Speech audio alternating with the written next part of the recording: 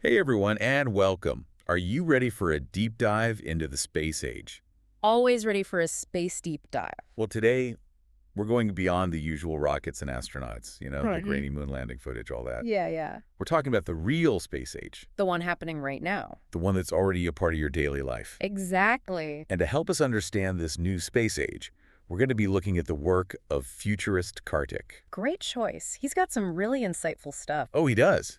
For example, he argues that the 2020s are the true dawn of the space age. And I think he's right. Okay, so get this. In 2021 alone, the global space economy was worth a whopping $469 billion. That's billion with a B. It's a massive and growing market. It is. And it means that pretty much everyone listening right now is already a part of it, whether they realize it or not. Think about it. Your phone's GPS, Satellite TV. all that relies on space technology. It's mind-boggling how integrated it's become. It is. But here's where things get interesting. Okay, I'm listening. Kartik argues that the Apollo program, while obviously a huge achievement, Oh, absolutely monumental. didn't actually have that much of a lasting impact on space exploration. You mean in the long term? Yeah. I see what you mean. So the U.S. won the space race, Right. planted the flag on the moon, Big moment. but then what? Things kind of stalled. In a way, yeah. Why didn't that lead to the kind of sustained space revolution that we're seeing today? That is the question, isn't it? It is. So why is the impact so different this time around? What makes the 2020s so special? Well, one of Kartik's most interesting points is that Yeah. the Apollo program, as ambitious as it was, wasn't built on the same kind of, exponential technological advancement that we Right. have today. I see. So the space race was more about national pride, Right. political strategy, Absolutely. rather than sustainable growth. More of a sprint to the finish line. And that. Now we're building a foundation for marathon. So what changed? Why is the 2020s space boom built on such a different foundation? That's what we'll look at next. Well, Kartik highlights what he calls a double exponential driving this new era. A double exponential. That sounds intense. It is. First, there's the cost of launching stuff into orbit. Okay, yeah. That's been a major barrier for a long Ah, time. right. And get this, Kartik shows it with a visual chart.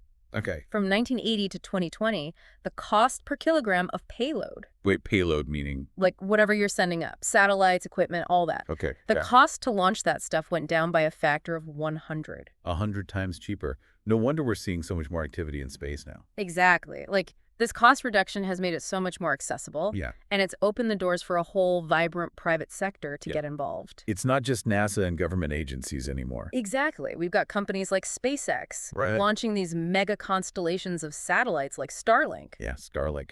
Trying to bring internet access to even the most remote places on Earth. Pretty amazing. And we're also seeing huge advancements in 3D printing in space. In space, like they're printing stuff up there. Yep. The idea is to potentially build massive structures Wow, right there in orbit, without having to launch all those materials from Earth. that would be game-changing. Totally. So much of that $469 billion space economy we talked about Oh. is driven by these new private ventures. So the Apollo program was just a taste of what was possible. I think so. And now we're finally seeing the real potential unfold. And this brings us to the second exponential. Okay, hit me with it. This one's all about miniaturization of electronics. Ah, Moore's Law. Exactly. Technology keeps getting smaller and more powerful, Right. I mean, look at our phones compared to those giant computers from a few decades ago. Exactly. And it has a massive impact on space exploration, too. Really? How so? Well, think about that massive Voyager probe launched in the 70s. I remember seeing those images as a kid. Right. All those instruments and technology. Well, Mhm. today, much of that could be shrunk down to the size of, like, a fingernail chip. Whoa. So we could launch a 1-ton probe Uh-huh. at a fraction of the size and weight. And when you combine that with those lower launch costs, It becomes millions of times more cost-effective to send sophisticated tech into space. I never thought of it that way. And here's the thing. Yeah. Kartik points out that some government agencies, Oh. like NASA, they're still launching probes that are basically the same size and weight, Wait, really? yeah, as those from the 1970s. They haven't fully taken advantage of this miniaturization. It's a bit strange, isn't it? I guess maybe it's bureaucracy or just sticking with what they know. Could be. But the private sector, they're not bogged down by those constraints. Right, they're moving much faster. Yeah. They're leaping ahead, embracing these new possibilities. So it's like the government agencies are like that clunky old desktop computer, Yeah, yeah. and the private companies are like that sleek new smartphone. Exactly. Same basic function, but totally different in terms of size and efficiency. And that's why Kartik believes that the 2020s mark a real turning point. Like a paradigm shift. Imagine a future where we could launch thousands of tiny, super advanced probes to explore the universe. That's the vision. The amount of data and images we could collect, It's mind-blowing. it would revolutionize our understanding of space. Completely. It's like, instead of having one powerful telescope, Right. we'd have a million eyes on the sky, Y'all at once. constantly gathering new information and insights. Exactly. Kartik's vision gets even more exciting when you think about how this information would be shared. Oh, how's that? He imagines a world where high-resolution images from these probes are available to everyone online. Wow, so no more grainy images in a library or waiting for a special on TV. Right. Anyone with internet access could explore the cosmos in real time. Exactly. A front row seat to the greatest show in the universe. And all of this, you're saying this is just the beginning. Yep.